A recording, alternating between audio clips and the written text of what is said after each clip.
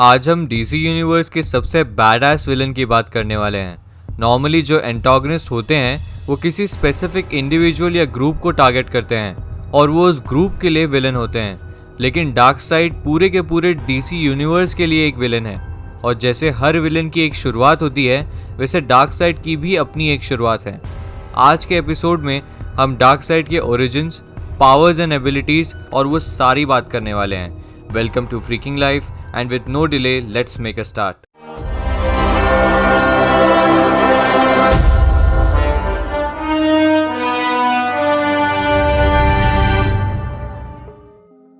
Origins।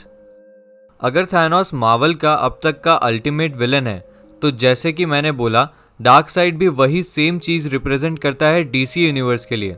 To start, Darkseid का real name Darkseid नहीं है बल्कि एक्सेस है, जो कि युगा और Heggra the king and queen of Apokolips का बेटा है। Uxas aka Darkseid new gods race से हेल करता है और ये रेस दो वर्ल्ड्स अपोकलिप्स और जेनेसिस में डिवाइडेड है। ये वर्ल्ड्स को आप हेल और हेवन का प्लैनेटरी रिप्रेजेंटेशन भी बोल सकते हो।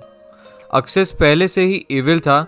जब उसके बड़े भाई रैक्स ने ओमेगा फोर्स को कैप्चर करने का ट्राई किया था, जो कि लेजेंडरी पावर का कलेक्शन है, एक्सेस ने अपने ही भाई को मार दिया और वो पावर अपने लिए अचीव कर ली। ये जो डार्कसाइड का रॉक सॉलिड अपीयरेंस आप Justice League Jack Snyder cut में देखते हो, वो उसी पावर की वजह से है। पावर मिलने के बाद एक्सेस ने अपना नाम डार्कसाइड रख दिया और अपोकलिप्स का थ्रोन भी अपने लिए कैप्चर कर दिया, जो कि उसके भाई के लिए रिजर्व था। बाद में डार्कसाइड को सुली नाम की लड़की पसंद आती है, हु बाय प्रोफेशन एक साइंटिस्ट होती है और उसका गोल यूनिवर्स को एनलाइटन करना होता है, ना कि डोमिनेशन ओवर यूनिवर्स।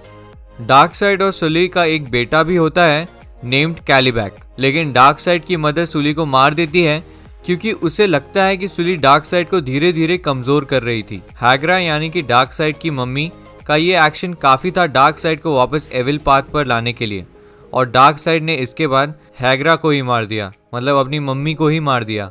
उसने फिर एक और शादी भी की। उसकी न्यू वाइफ का नाम टाइग्रा था और उनका भी एक बेटा था नेम्ड ओरियन। मीनवाइल अपोकलिप्स और न्यू जेनेसिस के बीच वॉर्स डिक्लेयर होती हैं और कुछ टाइम बाद डार्कसाइड और जेनेसिस के रूलर हाई फादर एक पैक्ट पर एग्री करते हैं कि वो अपने बच्चों को ट्रेड करके वॉर को एंड कर देंगे। ओरियन को जेनेसिस और हाई फादर के बेटे स्कॉट को अपोकलिप्स भेजा गया था।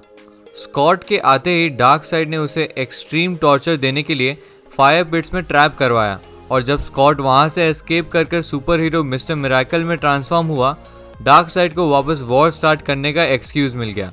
डार्कसाइड के कॉमिक वर्जन और इनफैक्ट मूवी वाले वर्जन का दोनों का ही एक अल्टीमेट गोल रहा है, और वो है एंटी लाइफ इक्वेशन को ढूंढना, जो सारे लिविंग बींग्स को कंट्रोल करने की पावर डार्कसाइड को दे देगी।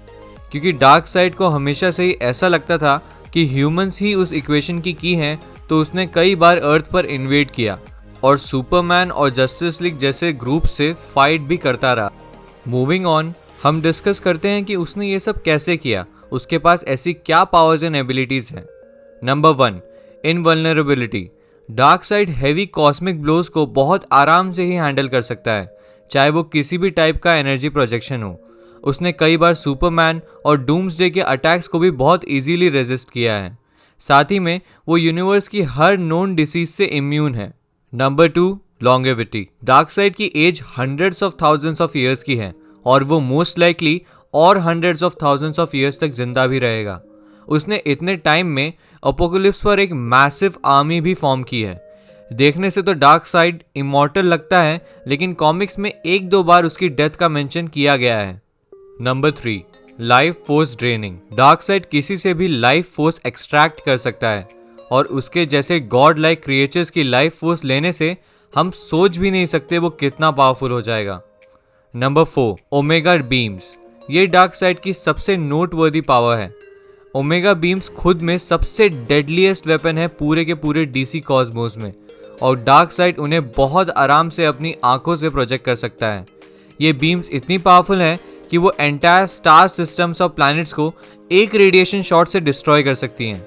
डार्कसाइड के पास और भी कई सारी पावर्स हैं, जिसमें telepathy, telekinesis, size alteration, super speed और सुपर गॉड स्ट्रेंथ इंक्लूडेड है। और वो डीसी यूनिवर्स का सबसे बड़ा villain no doubt for a reason है। स्नाइडर कट में उसका अपीयरेंस देखने के बाद हो सकता है कि उसको दूसरी मूवीज में भी लिया जाए, but we never know DC और वार्नर ब्रोस क्या चाहते हैं। तो आज के लिए बस इतना ही। We hope you like the episode and if you did make sure to like, share and subscribe. Bell icon को भी प्रेस कर दीजिएगा ताकि आप फ्रीकिंग लाइफ से कोई भी अपडेट मिस ना करें। मिलते हैं नेक्स्ट एपिसोड में। Stay tuned.